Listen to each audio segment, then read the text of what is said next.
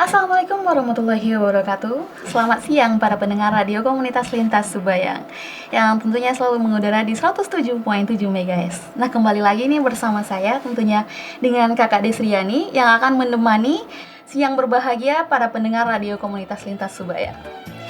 Nah, untuk pembukaan pagi ini kita akan mencoba mendengarkan beberapa tembang yang untuk membangkitkan semangat para teman-teman pendengar radio komunitas Subayang. Tentunya dengan tebang-tebang old yang akan selalu menemani kita. Selamat mendengarkan.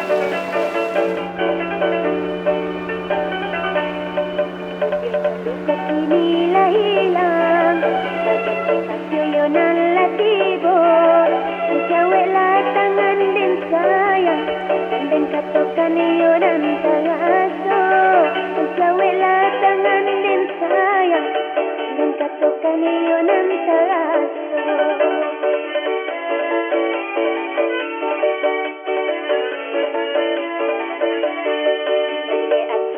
Bodoh ngaukan dalam hati deyenko itu aku deyen lo takkan. Di sini kan sumber energi listrik kita ini yaitu disebut dengan PLTMH. Seluruhnya itu tenaganya dari air. PLTMH ini kan mulai berdirinya dari 2008 tadi. Sempat juga sih PLTMH ini sedikit ada masalah. Alhamdulillah 2015 itu langsung bisa hidup kembali dan bisa dinikmati oleh masyarakat, dan alhamdulillah sampai sekarang PLTMH itu bisa dinikmati oleh masyarakat kita di Desa Batu Sanggan.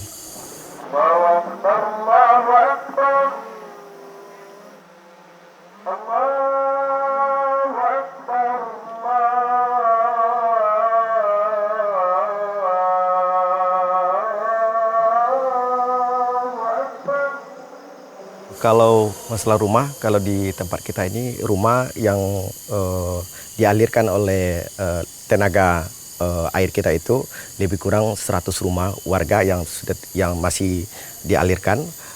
Kemudian kegunaan warga itu bermacam-macam di sana. Salah satunya tentu penerang, sudah jelas itu lampu kita. Alhamdulillah bisa dinikmati nampaknya dengan bermacam cara, tapi tergantung cuaca kita, karena ini kan kalau ketika airnya dalam itu rata-rata semuanya bisa kita pakai dengan tenaga air, kebutuhan masyarakat kita di sini. Tapi ketika airnya dangkal itu otomatis itu tidak bisa kita nikmati karena harusnya tidak mencukupi gitu.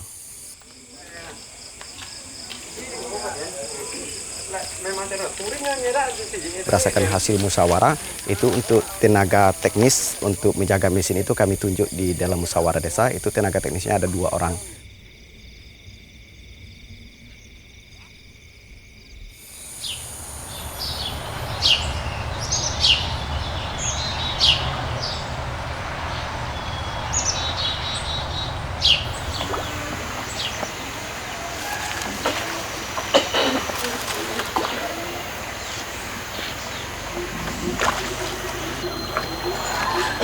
Suara ya ada lagi.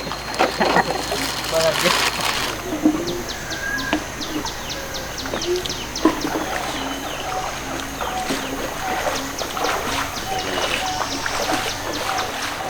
Tugas operator mematikan, menghidupkan, memperbaiki jaringan sampai ke MCB dekat rumah.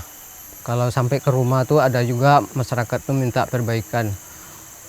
Di sini di Desa Batu Sanggan ini memang pernah kami memakai yang namanya mesin diesel yang menggunakan minyak solar. Gendala-gendala kalau kami nilai salah satunya akses kita mengangkat minyak dari Gema ke sini kan lumayan juga jauh. Apalagi nanti minyaknya tidak ada di Gema, kita cari lagi ke Lipat Kain gitu kan. Nah, kemudian pembayaran untuk warga waktu itu agak mahal. Sampai warga membayarnya satu rumah sampai 120.000. Bas.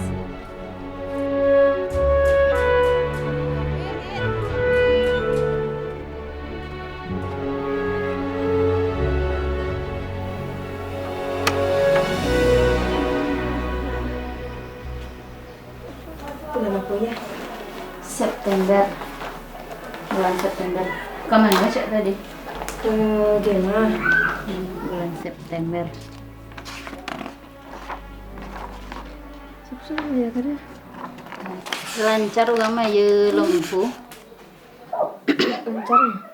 Nggak ada yang nunggak ya? Enggak. Pas udah ayo udah ya.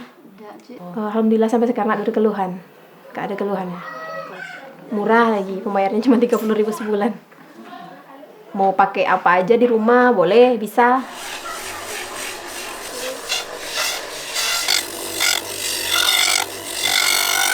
Untuk TV, Magicom, kulkas, apa tuh mesin cuci, lampu ya juga kan.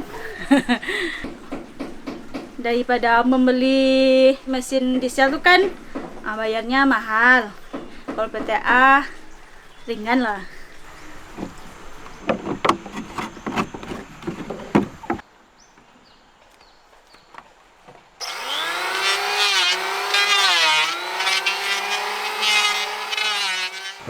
Kalau sekarang memang udah lancar, Pak. Kayak bikin sampan perahu gini kan enggak susah kita pakai kutam tundo kan udah kita mesin ada. Nah, cuma kita tinggal pakai aja, membayar 30 sebulan.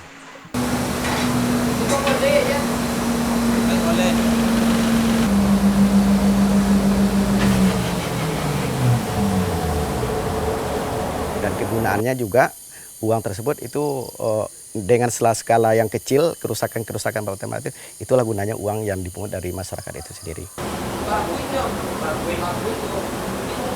Yang biasa rusak kopling dan apanya itu belting, kelahar.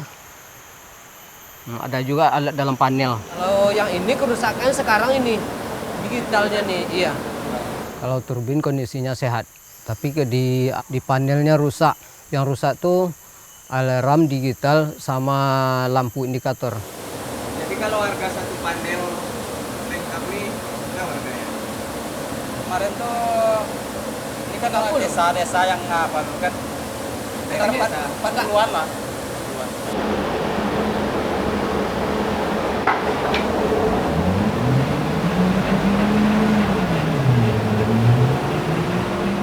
Kami berkomitmen dengan masyarakat akan menjaga sebaik-baik mungkin dengan kemampuan kami, dengan tenaga kami, dengan swadaya kami gitu kan. Tetap kami komitmen akan menjaga bagaimana masyarakat bisa menikmatinya. Kemudian juga harapan kami kepada pemerintah mulai dari tingkat mungkin kabupaten sampai ke tingkat yang pusatnya.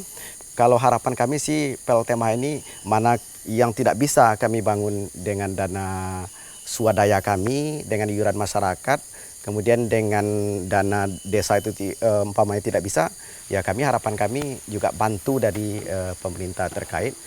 Yang pertama sekali ya itu masalah damnya tadi. Itu retak dekat pintu nampak ya. Sudah pernah diperbaiki dulu. Air itu sudah banyak terbuang.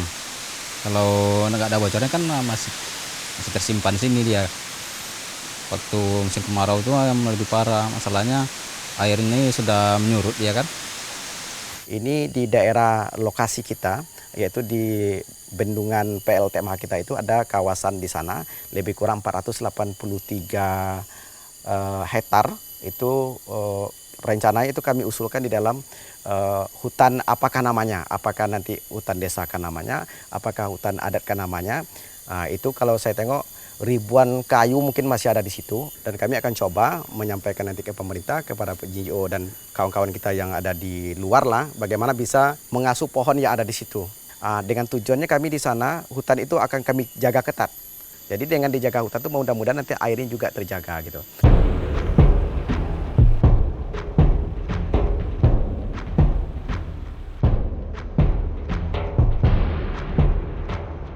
Masalah PLN. Kalau PLN ini kalau tidak salah saya mulai dibangunnya 2019 kalau tidak salah. Itu kalau penyelesaiannya itu diperkirakan insya Allah katanya November ini akan dituntaskan ke rumah-rumah warga yang khusus di kawasan Limah Maling ini.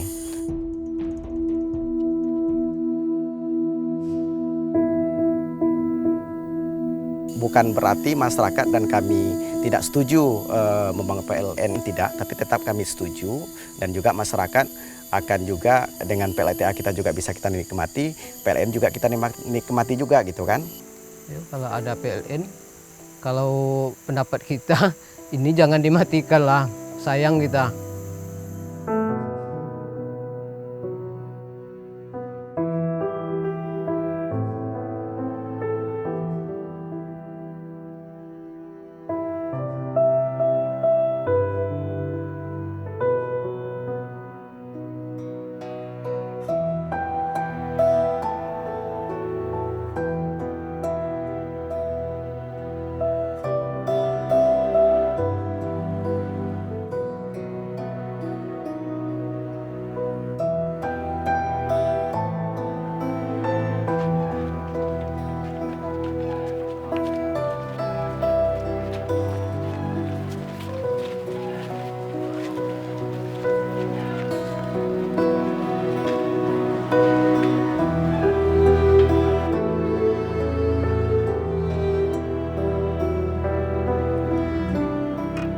Selama kami memakai energi terbarukan, solar panel nggak pernah mendapatkan kendala apapun, dan saya kira nggak butuh skill khusus ya untuk maintenance atau merawat solar panel. Jadi saya kira semua orang bisa, jadi nggak perlu ngerti soal kelistrikan yang canggih gitu ya, semua orang bisa merawat dengan baik.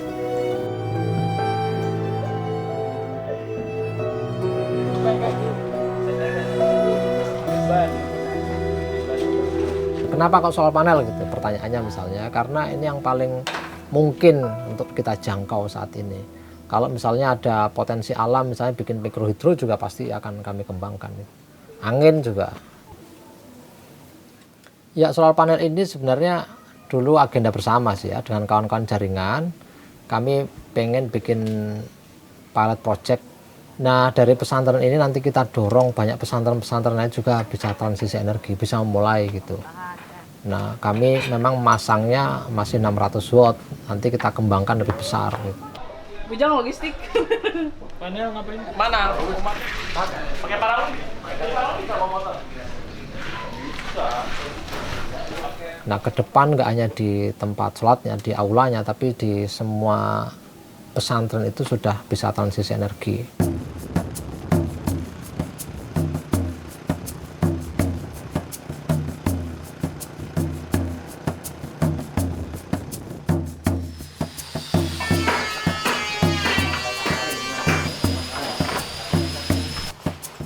Yang ini tapi udah diamplas ini, Mang. Sini.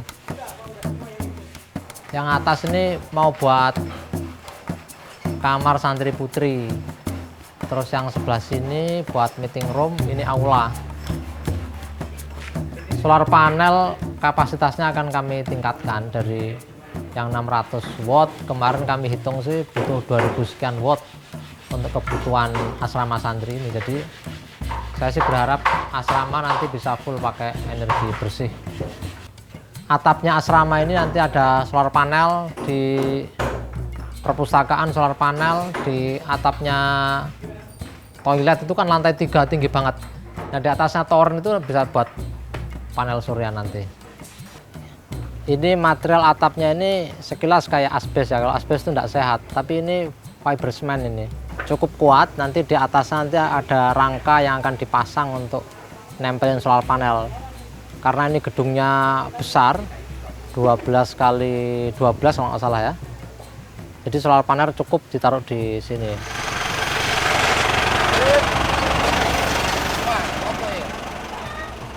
Ya kalau hitung-hitungannya sebenarnya solar panel ini masih terhitung cukup mahal. Paling nggak ini ikhtiar kecil bagi kami untuk mengajak banyak pihak, terutama kelompok agama-agama ya, nggak spesifik Islam ya. Kita butuh kolaborasi semua pihak, semua agama untuk bisa mendorong transisi energi. Nah, kita mulai dari hal yang paling kecil di sini. Sebenarnya nggak jauh beda dengan pesantren yang lainnya ya.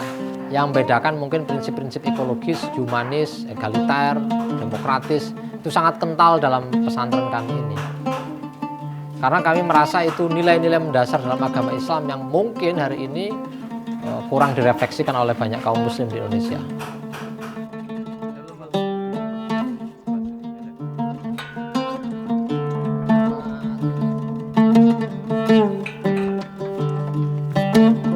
kendala paling utama sebenarnya kan regulasi ya, sama kehendak politik.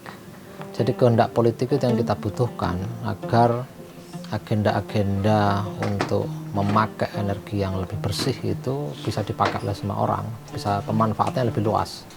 Nah kalau regulasinya nggak memadai atau kehendak politiknya nggak ada dari pemerintah, saya kira sulit ya untuk bisa bauran energinya itu lebih adil atau bahkan bisa transisi nih secara total pindah dari energi kotor ke energi bersih.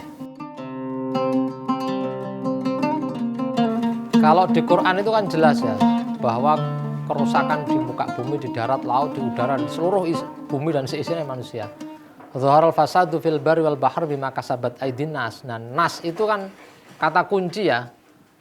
Jadi kalau ada kerusakan, aktornya pasti manusia, nggak mungkin hewan bikin kerusakan. Tapi juga sekaligus bisa membangun peradaban dan kebudayaan. Nah, kesadaran itu yang perlu kita tumbuhkan ke anak-anak. Yang pertama. Yang kedua, nas tadi itu spesifik. Nggak semua orang, rakyat pekerja misalnya, bapak-bapak ini mungkin berkontribusi merusak lingkungan, tapi kontribusinya nggak besar, Mas. Jadi yang lebih besar justru malah pemilik modal, terutama di sektor ekstraktif seperti batu bara yang sekarang merasa seolah-olah bisa menentukan semua agenda rakyat di Indonesia.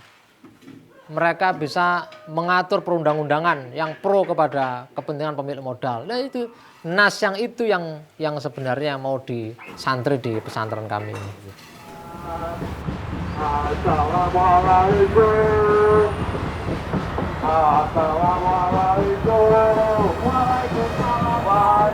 Saya menyatakan bela sungkawa atas kematian rasa peduli para pejabat yang rakus dan berkhianat, serta menimbulkan kerusakan dan penderitaan bagi kita. Saya berdiri di sini ingin bersuara agar mereka menyadari perbuatan mereka dalam mendukung perusakan ibu bumi. Kalau menurut saya, bedanya antara pesantren ekologi Mishkat ini dengan yang lain itu, kalau pesantren ekologi ini lebih mengutamakan siswanya. Pertama, gaya belajarnya, kami dibebaskan untuk belajar apa saja dan enggak terpaku pada satu mata pelajaran. Terus kami belajar untuk lebih peduli terhadap lingkungan ataupun orang lain, teman, kayak gitu. Terus kami juga diajarkan kesetaraan. Jadi tuh si energi ini bisa diubah dalam bentuk satu ke bentuk yang lainnya. Jadi bisa aja kayak mau dari energi matahari kita ubah jadi energi listrik, itu bisa, tapi memang butuh teknologi. Menurut saya, kenapa penting belajar tentang lingkungan? Karena kalau misalnya alamnya sudah hancur lebur, sudah rusak, saya dan teman-teman yang akan menanggung akibatnya, yang akan merasakan dampaknya. Jadi penting untuk kami belajar soal lingkungan. Laboratorium mikrohidro ini kegunaannya untuk pendidikan. Misalnya mikrohidro itu ada yang model seperti ini, terus ada yang model seperti itu, tergantung lokasi tipologi air terjunnya itu seperti apa begitu. Dari beberapa alat ini yang pernah dipasang di sini cuma ini.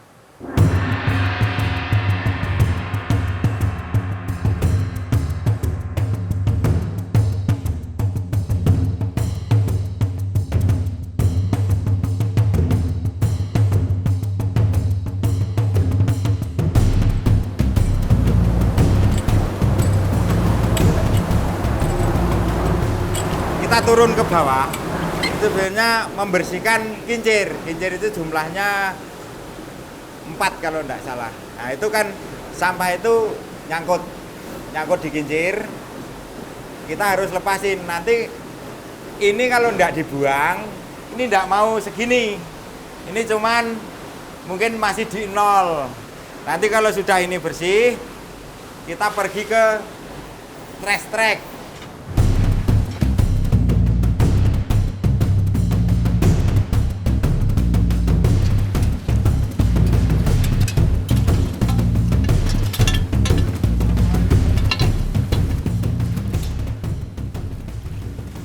Ini sebenarnya kalau nanti masuk ke sana kan nyangkut di turbin, Mas. Nah, ini nyangkut gini, nggak mau lepas ini.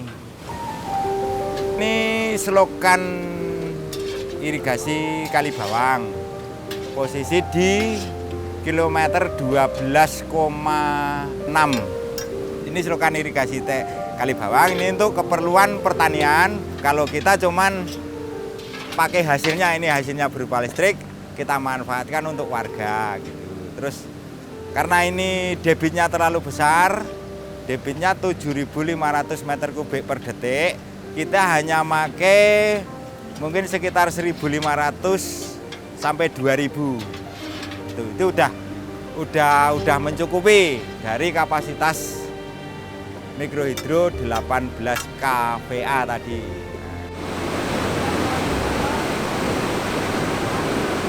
PLTMH Dusun Kedung Grong ini itu berawal dari tahun 2001 bulan November tanggal 19 itu terjadi tanah longsor yang menewaskan 7 orang. Kemudian dari berbagai pihak itu memberikan bantuan, salah satunya dari Fakultas Teknik Sipil UGM itu melihat ada potensi air terjun di sini. Sayang kalau potensi air terjun seperti ini, sayang kalau tidak dimanfaatkan begitu. Baru tahun 2012 itu tepatnya tanggal 12 Juni itu mulai dibangun. Nah setelah itu baru bisa dimanfaatkan setelah itu pembangunan selama 3 bulan. Yang di sini ada 50 KK. 50 KK nanti apabila tambah satu lagi ini kan berarti kan hampir 100% kita bisa menggunakan pembangkit listrik tenaga mikrohidro seluruhnya. Dan alhamdulillah untuk di Kedung Grong ini masih mencukupi apabila masih ada tambahan ataupun yang mau menambah jaringan lagi.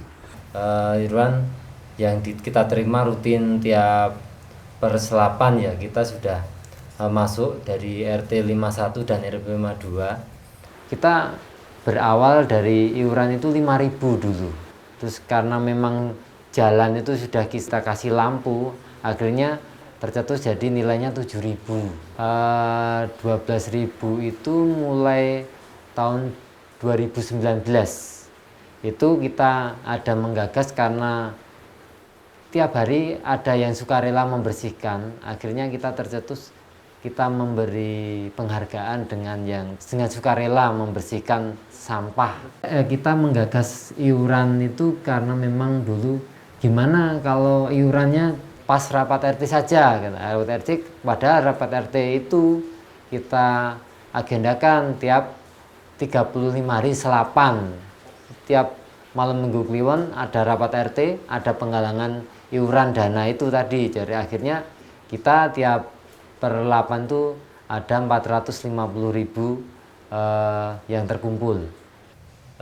Ada pengeluaran itu pembelian oli seliternya 20.000. Ini jadi total kita 80.000. Kita ada pengeluaran itu.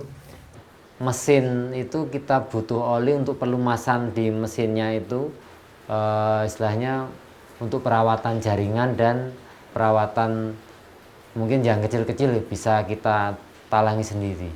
Di sini kalau trouble itu biasanya Mas, mungkin kan ada salah satu yang aus. Contohnya umpamanya ini, contohnya ya.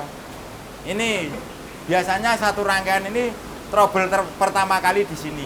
Nah, ini trouble pertama kali. Ini panel-panel ini biasanya cepet trouble ini.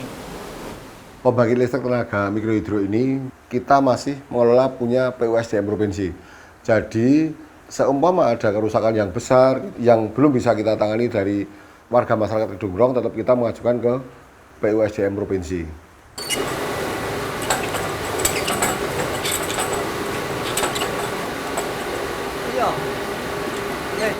Posisi ini sudah 220, ini ampere sudah 30, kita nyalakan. Nah, kita nyalakan gini. Nah.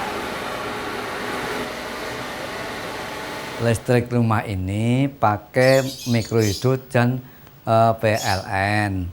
Yang pertama saya menggunakan PLN. Ini loh Pak, yang PLN ini. Saya TV masih menggunakan PLN kayak tidak berani. Dan menggunakan 2 jalur. Yang ini jalur PLN, yang satu jalur mikrohidro. Mikrohidro punya jalur sendiri. Jadi kita pisah antara PLN dengan pembangkit listrik yang dari mikrohidro. Karena listrik dari pembangkit listrik sama mikrohidro arusnya belum stabil karena belum ada stabilizer. Kadang dalam kincir, dalam generator itu masih ada sampah yang nyangkut di dalam pembangkit listrik tenaga mikrohidro itu. Yang mikrohidro bisa digunakan untuk kulkas, stabilizer ini untuk biar tegangan tidak naik turun. Terus saya salurkan ke stop kontak untuk yang satu untuk Magicom dan yang satu untuk kulkas. Setrika itu langsung tidak pakai ini bisa. Antara PLN dan mikrohidro harus terpisah. Kita sudah konsepnya dari awal seperti itu. Jangan sampai ketika nanti itu digabung, nanti ada konslet, nanti PLN juga akan komplain dengan kita. Kita tidak mau mengacak-acak jaringan yang memang sudah dibuat PLN. Yang menggunakan PLN ini pakai meteran ini, dan yang pakai yang untuk mikrohidro tidak pakai meteran. Biar sama rata sama teman-teman, sementara belum ada meteran. Kalau tagihan dari PLN banyak yang drop atau turun ya, berbeda jauh ketika sebelum ada mikrohidro. Karena dengan adanya mikrohidro kita bisa lebih ngirit. Bisa lebih ngirit, itu pun lebih dari 50% Mas ngiritnya. Sepanjang ini untuk pemanfaatan rata-rata juga sudah bagus. Ada sisi pekerjaan untuk kegiatan pertukangan, kemudian sisi untuk perbengkelan. Bengkel itu ada juga las juga dan sebagainya. Sudah ada peningkatan dari dulu pakai listrik PLN 900, sekarang pakai mikrohidro. Kalau listrik 900 ngelas enggak kuat. Yang penting saya punya mesin las. Saya di rumah ada 1 unit hand traktor. Kemudian di kelompok juga ada, teman yang satu juga ada. Nah itu mungkin ada rojana yang patah, lukunya gimana, atau perlu las, kita bawa pulang, dilas di sini. Karena kalau saya dulu pengalaman belum ada mikrohidro, belum punya inverter, naikin sepeda motor, minta tolong tetangga ke Sleman Mas. Itu paling enggak kita waktu traktor berhenti 2-3 hari. Adanya mikrohidro bisa dimanfaatkan untuk UMKM, dipergunakan untuk menambah pendapatan. Harapan saya masyarakat itu nanti punya pemikiran supaya nanti bisa menambah income untuk keluarga. Syukur bagi nanti di mikrohidro juga tambah iuran, bisa untuk tambal-tambal atau benah-benah. Mesin berputar itu pasti akan punya umur. Kita tidak mau bergantung pada PUSDM. Walaupun mungkin kita masih disupport dari PUSDM, tapi paling tidak kita punya mimpi. Mimpi kita adalah kalau nanti ada kerusakan, ada apa, kita bisa mandiri sendiri. Kita bisa memperbaiki sendiri dengan uang kita.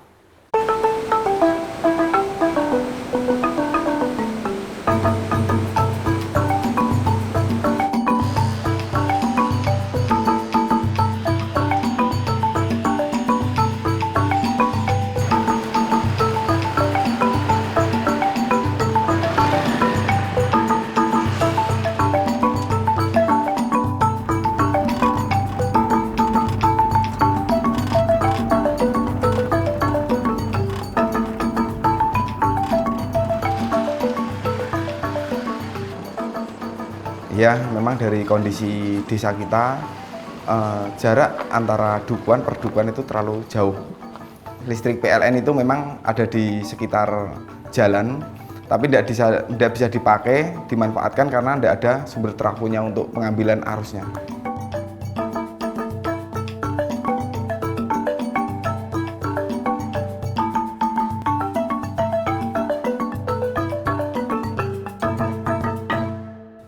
Masyarakat banyak yang ngeluh, Pak kok jalannya kok sunyi, nggak ada penerangan dari Kabupaten Blora mendukung penuh juga tentang penerangan jalan.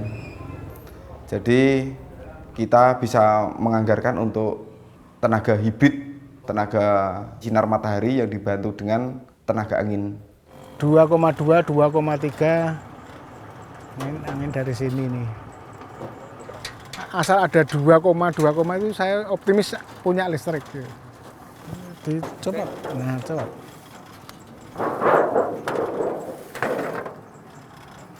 Dibuka kabeh, dibuka semua. Semua perawatannya yang dibebankan warga itu hanya ngisi air aki ini pada indikator lower upper itu dilihat, kalau memang airnya sudah di bawah lower harus segera diisi supaya jangan sampai kekeringan. Aki mobil, aki basah ini biasanya kalau dipakai di mobil itu 1 tahun bertahan. Nah, kalau dipasang di kincir ini bisa 2 tahun karena di sini tidak ada getaran sehingga tidak merusakkan sel secara mekanis. Sirahe aja nganti kesamplak lengan kincir ya Mas ya. Nah, sing dulu masuk pucuk ngono.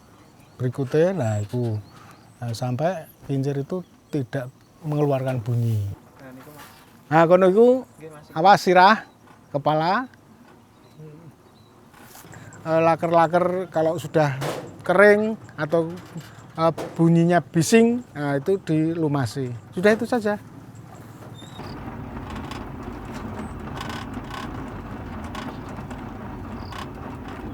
Yang ini Mas, Oh, oke, siap. Teknologi yang diterapkan pada kincir omset pintar ini sangat-sangat sederhana. Sehingga harapannya kalau dipasang warga itu tidak ketakutan kesulitan merawat. Sekarang yang merawat itu pemuda dan Karang Taruna Desa Gempolrejo setiap 1 bulan sekali. Perawatan kita sudah anggarkan di 2023 di angka 500 sampai 700 per tahunnya.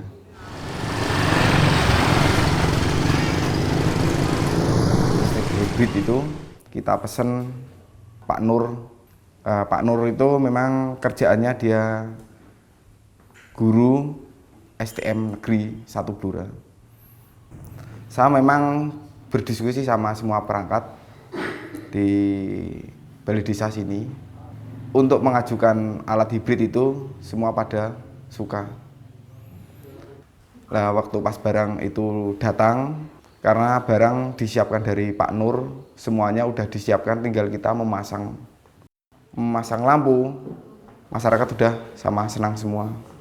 Udah daerah situ udah terang.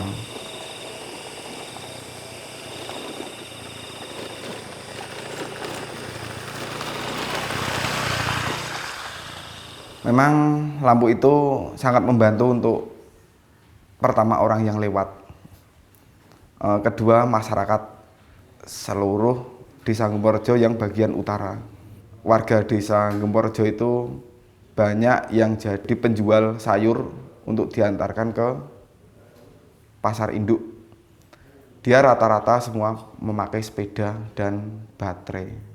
Senangnya ya ada lampunya itu. Kalau jalan ada mulai kelihatan, ada lubang kelihatan. Kalau ada air-air kayak gitu kan kelihatan, bisa nyilangin bang.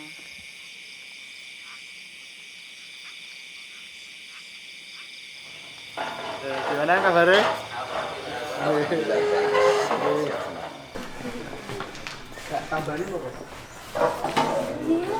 Di dukuh yang lain itu ada yang iri, pengen dipasangkan juga. Yang sudah ada itu kalau mau ditarik lebih panjang lagi jangkauannya, kita bisa menambahkan aki, menambahkan panel surya. Memang bila mana anggaran itu bisa mencakup di situ, menganggarkan yang satu lagi, apa mungkin kita untuk penambahan yang akinya 2 jadi di lebih aki 4 berapa? Nah, aki 4.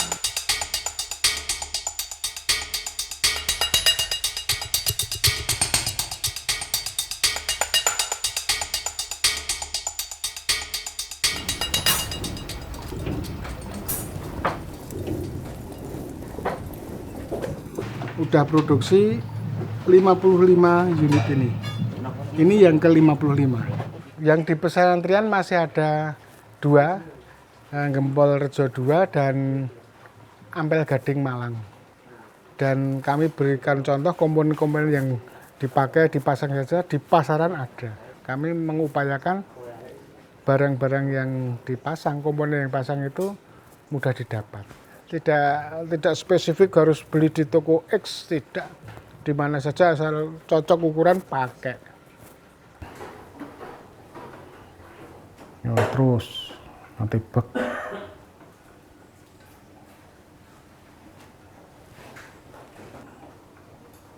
Sampai 300. Untuk generator, ya, casing ini dari pipa air minum, ya, diameter 6 in.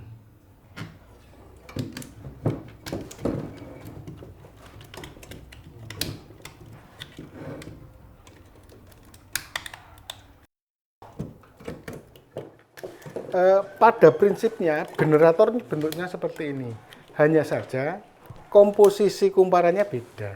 Karena apa? Mereka menggunakan magnet elektromagnetik. Kalau yang saya buat ini kan magnet tetap, dengan modal magnet tetap, asal magnetnya berputar, kemudian di kiri kanannya itu ada sejumlah kumparan, di kumparan itu akan menghasilkan arus listrik. Generator yang ada di pasaran itu rata-rata untuk putaran tinggi. Jadi kalau low RPM hampir sulit mencarinya, dan kalaupun ada mahal. Dan rata-rata teman-teman yang menggeluti eksperimen pada kincir angin mesti kesulitan pada generatornya karena mengandalkan generator pasar. Sedangkan kincir yang dia buat RPM-nya sebenarnya rendah, tapi dipaksakan untuk menggunakan generator yang ada di pasaran putaran tinggi, akhirnya tidak bisa maksimum hasil arusnya. Sebenarnya teknologi ini tidak canggih, bukan teknologi canggih. Teknologi sederhana, awam, yang sudah sering kita lihat. Hanya saja kita tidak punya keberanian untuk mencoba. Kami mencoba mengembangkan 2 pembangkit listrik yang berbeda, kemudian kita satukan, yaitu angin dan matahari. Kita tahu di negara Indonesia ini termasuk negara tropis yang sinar matahari itu katakanlah hampir setiap hari ada. Angin juga begitu. Nah, kami bertekad tenaga matahari dan tenaga angin itu kita gabungkan dengan harapan kita akan surplus listrik skala kecil.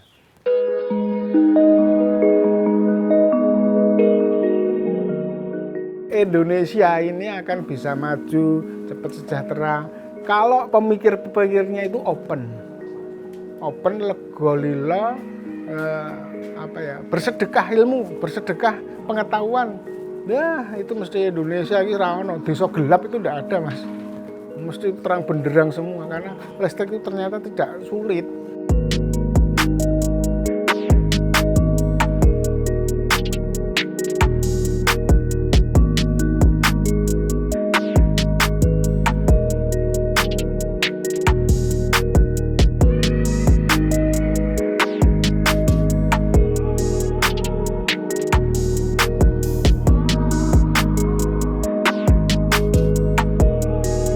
Di Pantai Baru Seragen Bandel ya, sebenarnya itu sudah cocok gitu ya.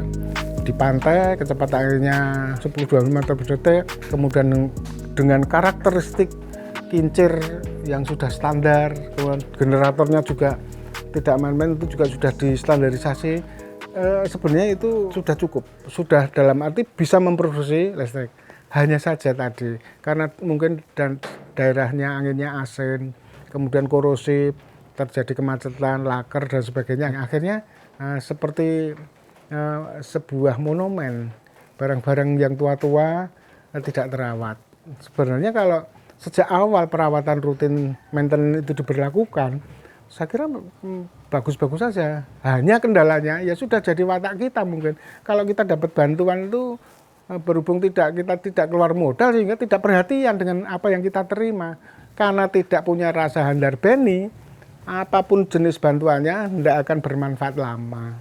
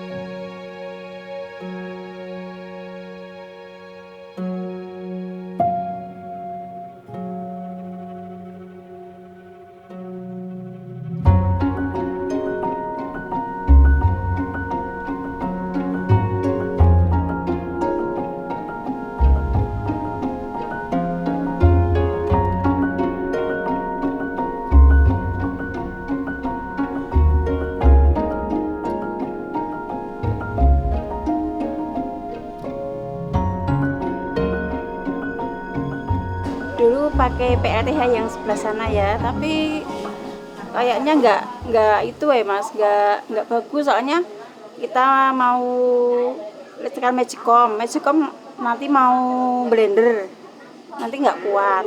Kadang kalau nggak ada sinar matahari kayak gini bisa mati macam itu Mas. Dulu kita pakai itu semua toh. Mayoritas di sini kan jualannya kan sampai malam. Pas ada pengunjung mungkin sampai di sini pukul 5, setengah 6 kan sampai malam. Jadi nggak repot toh kalau suruh nelpon, aku di sini jangan dimatikan ya, nanti dulu ya, kan repot. Untuk penggunaan itu saat ini memang digunakan untuk beberapa warung di wilayah sini. Kalau yang kami alami sih sebenarnya untuk kapasitas tidak begitu masalah karena kebetulan kami kebutuhannya nggak begitu banyak. Tapi kalau untuk kendala yang saya tahu di sini itu memang yang ke jalur ke warung itu memang tidak 24 jam nonstop ada listriknya. Kalau awal mula kami menggunakan listrik kincir ini memang dulu ada semacam iuran bulanan. Kurang lebih kalau saya nggak salah ingat itu sebulan ya kisaran 10.000 Pak. Dan sekarang beberapa bulan ini sepertinya sudah nggak ada tarikan untuk iuran itu. Kalau untuk peruntukannya dulu itu untuk pertanian dan perikanan Pak itu dulu. Di bawah tower itu buat cahaya kolam. Saya saking senangnya buat 4 kolam. Tapi hanya jalan berapa bulan. Pengairannya bukan dari kincir. Nek katanya dulu boleh pakai itu, akan pakai kincir, tapi kenyataan tidak. Pakai diesel, kalau pakai listrik kincir itu tidak cukup, tidak kuat lah. Nah, monggo masukan-masukan yang tadi untuk menumbuh kembangkan rasa Handarbani ini lebih ditekankan supaya kita pemerintah jangan hanya memberi saja, tapi juga mengkondisikan supaya masyarakat penerima itu betul-betul mempunyai rasa memiliki untuk merawat. Itu yang lebih penting.